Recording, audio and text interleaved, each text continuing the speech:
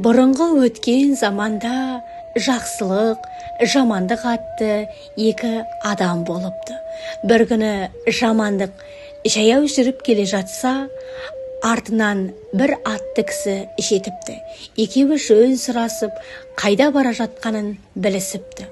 Ол келген жақсылық екен. Сонда жамандық тұрып, жақсылық, сен мені артына мінгестіре кетші, депті.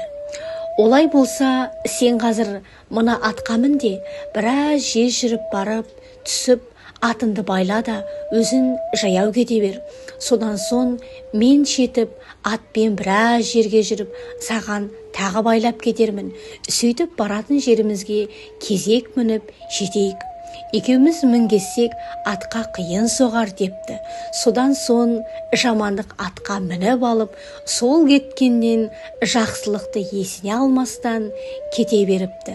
Жақсылық шаршап, арып, ашып, кешке жақын бір күркеге келеді. Ішіне кірсе, жан жоқ. Бірақ ортада бір үлкен қазан асулы тұр екен. Айдалада қайнап тұрған не қылған тамақ?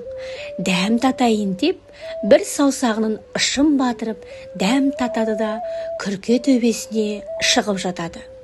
Бір уақытта қасқыр, түлкі, арыстан үшеуі келіп күркеге кіріпті. Түлкі тамақты көре сала, ойбай, мына тамақтан біреу жепті, деп байбалам салады. Қасқыр мен арыстан екеуі, кім жеушеді, адам келетін жер ме бұл жер, деп киген соң түлкі сөзін доғарып, үшеуі отырып, тамақ ішіп, әңгімеге кіріседі. Арыстан, қасқыр, түлкі үшеуі көрген білгендерін айтысады. Арыстан мен қасқыр түлкіге, түлкі, сен не көрдің, не естіп білдің, деп сұрайды. Сонда түлкі тұрып, мен бір жерден бір алтын көрдім.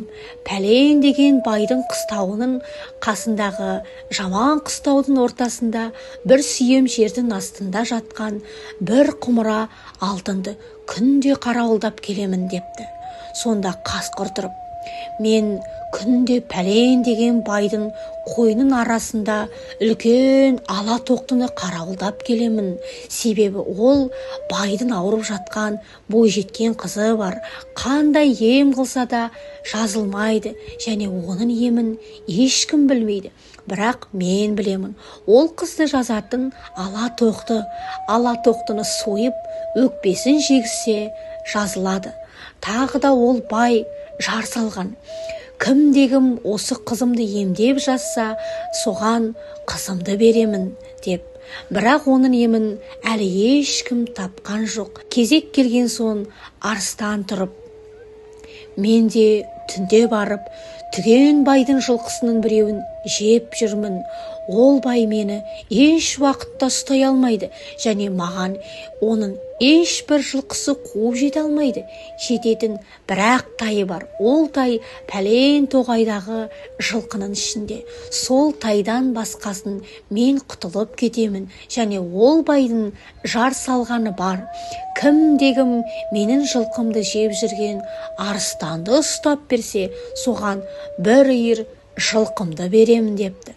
Олар әңгімелерін аяқтап, ұйықтап қалады да, таңнан тұрып бет-бетіне кетеді.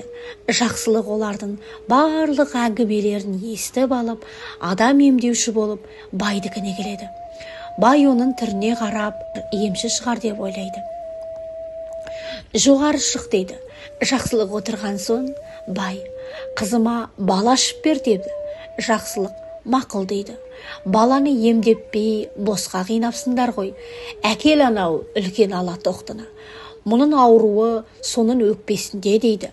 Бай дереу қойшыларын жіберіп тоқтыны алдыртады. Жақсылық қызға тоқтының өкпесін жегізіп емдейді. Жазылған соң қызды өз алады. Бұдан кейін жақсылық бағанағы жаман қыстауға келеді. Қораның ортасына бір сүйемдей қасса, бір құмыра алтын шығады. Оны алып арыстанын айтқан жеріне барады. Барса, бай бір арыстанды ұстай алмай жүр екен. Мұны білген соң жақсылық байға, мен сол арыстанды ұстап берем, сен маған не бересің, дейді. Бай, егер ұстап берсең, саған бір үйір жылқы беремін дейді.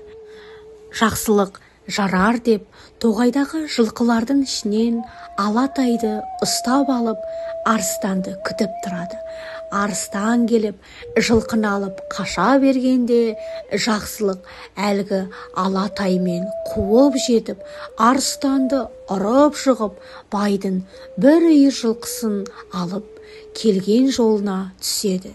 Неше ай, неше жылдар өткенде бір күні бұған жамандық келіпті. Жақсылық жамандыққа қараса, үсті басында түк жоқ, қайыршы, дуана секілдеген. Ол жақсылықты көріп, жақсылық жан, мен саған жамандық қыламын деп мұндай күйге ұшырадым. Енді сен мені адам қыл. Сен бұл мал мүліктерді қай жақтан таптың деп сұрайды. Сонда жақсылық, не де болса адамзатсың ғой, сен жамандық істегенмен мен жақсылық істейін деп өзінің бастан кешкен оқиғасын айтыпты. Содан тұрып, пәлен төбеде бір үй бар, сен қазір соған жет. Оның ішінде асулы бір қазан ет бар, бірақ оның ішіндегі еттен тек бір саусағыңды батырып, дәмін көрде, үйдің төбесіне шығып жат. Сонда түлкі, қасқыр, арыстан келеді. Сен олардың әңгімесін тыңдай бер. Олар кеткеннен кейін естіген сөздеріңді істесен, сен осындай боласың дейді. Жамандық жарайды деп, баяғы күркеге барып кіреді. Жақсылық айтқандай, қазан толы ет асулы тұр екен. Қызығып кетіп, шыдай алмай, мына бір жілігін жейінші деп, еттен жеп, сорпасынан да 5-6 рет ұрттап алыпты. Сөйтіпті де үйдің төбесіне шығып жатыпты.